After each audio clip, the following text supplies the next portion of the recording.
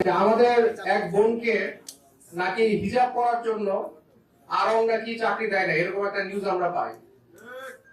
এই নিউজটা পাওয়ার পর এটাকে আমরা খোঁজ খবর নিতে পেরেছি এবং কেন এটা সত্যতা যাচাই করার চেষ্টা করেছি।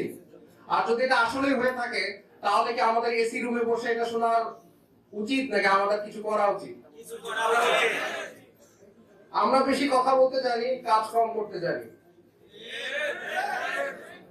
একবার একটা ছেলেকে আরং চাকরি দেয় দাঁড়িয়ে রাখার জন্য। আমাদের কি কিছু করা উচিত ছিল? আমরা কি কিছু করেছি? তাহলে ট্রান্সজেন্ডার নিয়ে কেন আমরা কথা বলছি যেখানে আমরা নিজেরাই কিছুটা ট্রান্সজেন্ডার হয়ে যাচ্ছি? আমাদের একটা মুসলমানের উম্মাহ গায়ে যদি কোনো কিছু হয়, কোনো আঘাত করে, আমাদের কোনো ক্ষতি করে যদি একটা উম্মার একটা মানুষের প্রতি, তাহলে উম্মার প্রত্যেকটা মানুষের কি দায়িত্ব? প্রতিবাদ করা দায়িত্ব। আমরা কিন্তু অনেক ক্ষেত্রে করি না।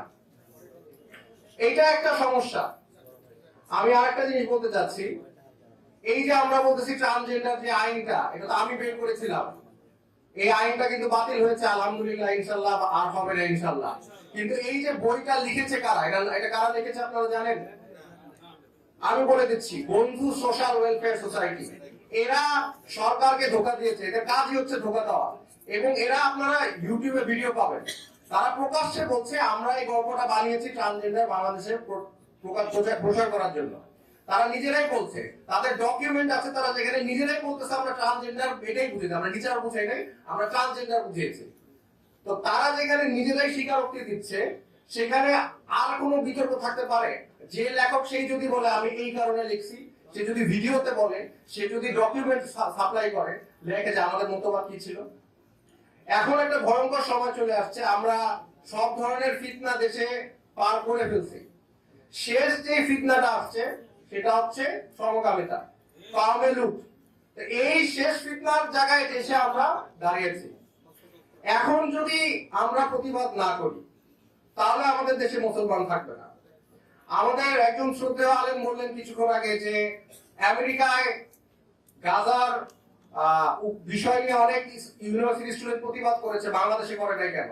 করেছে, আমি করেছি, আমার ছাত্ররা করেছে, আইইউবি ছাত্ররা করেছে, নর্থ সাউথের ছাত্ররা করেছে। এখন এই যে ছাত্ররা প্রতিবাদ করেছে, এখানে কিন্তু আমাদের সবার থাকা উচিত ছিল।